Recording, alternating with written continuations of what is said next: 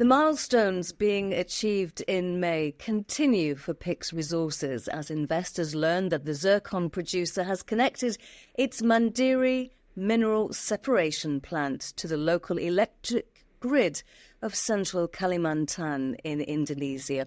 Oliver Hasler is the chairman and chief executive. So, Oliver, first of all, congratulations. And how will the connection to the grid assist in production?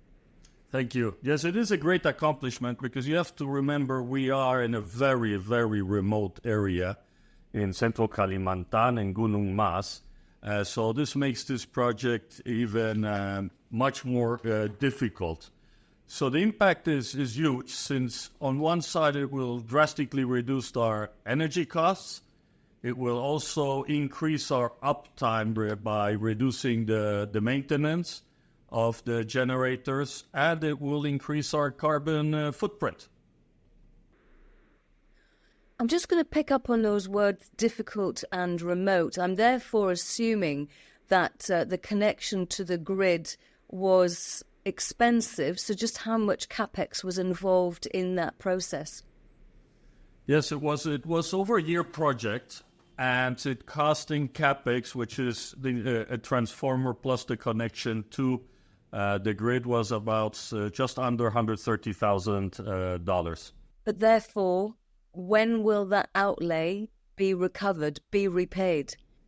And there's a saving of about $23,000 per month, so it's less than 6 months recovery. So it's money well spent, since the recovery is fast. But we will also have additional gains in productivity. As I mentioned before, it increases our uptime or reduces our downtime. Diesel in Kalimantan is relatively unpure. So with this creates some damage to the gang sets and also needs to additional filters and a lot of filter changes, creates a lot of downtime. Sometimes also the supply is not steady.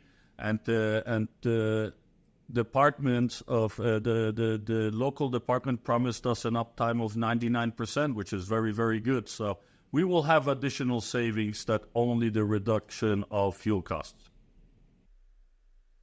Okay.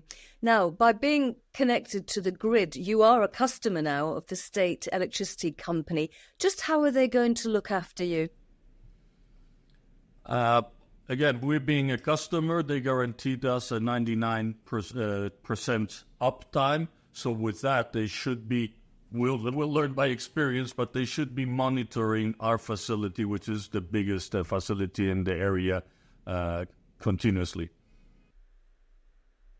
Okay, so what I'm getting at is, do they view you as a premium customer? Because I'm sure that that they don't do this very often. You could be the first within the region. Yes, we are. And like I have mentioned to you in several occasions, we are the only mineral sands producer producing at international standards.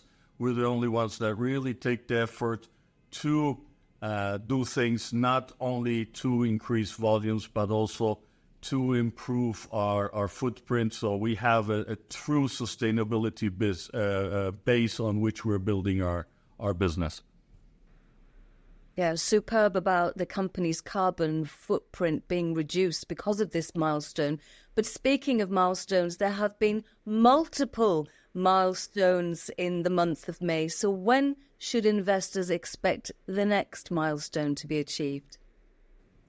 Over the next 2 months, we should show that we have a drastic increase of our volumes, also resulting from the exports of additional products. Like we started the year with ilmenite, and we just announced the export of monazite-rich zircon concentrate, which all helps us to increase the volumes and with that the bottom line.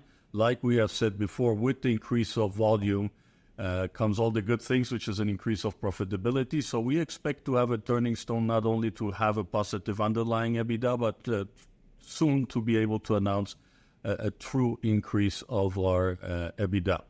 We will also shortly announce that we are totally licensed with Tisma. We have announced last year that we expanded the license of Tisma. We should be receiving the export license soon, which is the second mine which is not in production yet. So you say yet, when are you hopeful that that mine will come into production? We have not decided yet. It really depends on either organically, so when we generate the profits to do the investments, or when we find the right shareholders to pursue such a big project, which would be doubling our production capacity. Yeah, so much, therefore, to look forward to. And I think you've probably already answered this question, but I do like to end our conversations on this phrase, which is, why should investors add PYX to their watch list? Yeah, the question does not come as a surprise. As you know, this is the fourth year we are in operations. From those 4 years, we had 2 years of COVID, and now we're going through a geopolitical turmoil.